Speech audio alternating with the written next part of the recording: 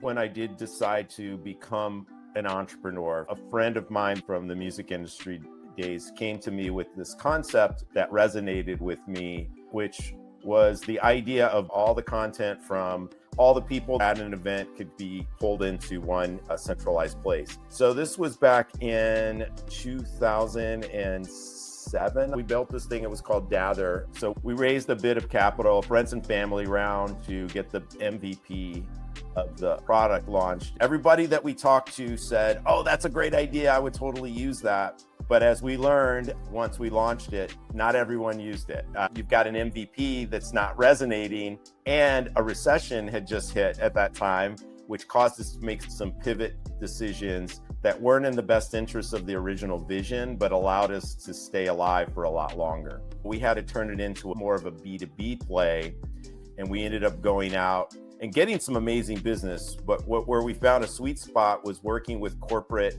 sponsored tours. So we did the Glee Live tour, we did the Jägermeister music tour, and we built it into there where all of the different stops on the concert tours were captured through the eyes of all the attendees. So we pivoted into this new model, but we then became beholden to whatever the client wanted, and it started to Frankenstein out the product. By the time we got it to a point where we had a suitor, Disney was like, oh my God, this is amazing. We'd love to use this for all of our theme parks and all of our destinations. So just talking about what you learned, there were three things. You can't manufacture demand for a problem people don't feel deeply. Passion matters. And then deals are not done until the ink is dry. You're going to learn a lot in life and being an entrepreneur. But how'd you come up with those? And just share a little bit about your experience in it.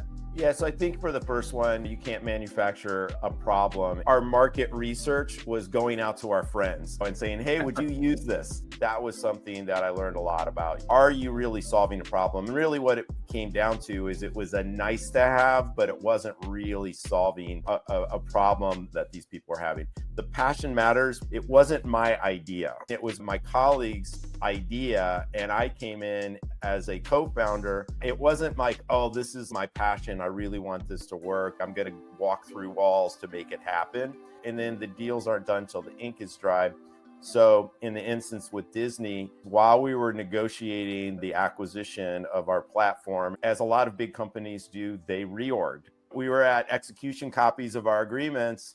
The new team that came in, they're like, oh, we love your idea. We love this. Don't worry. A month or two later, that's when I knew it was pretty much over. But because that deal hadn't been inked, it didn't end up happening. And then because we had put all of our remaining resources into getting that deal done, we had run out of money. It was just becoming this endless cycle. That was basically the end of it. So that was my failed first startup story. Learned some painful lessons. As we talk about the test, fail, learn, grow model, I just love what you said about you can't manufacture demand for a problem people don't feel deeply. So instead of chasing products, you're chasing pain.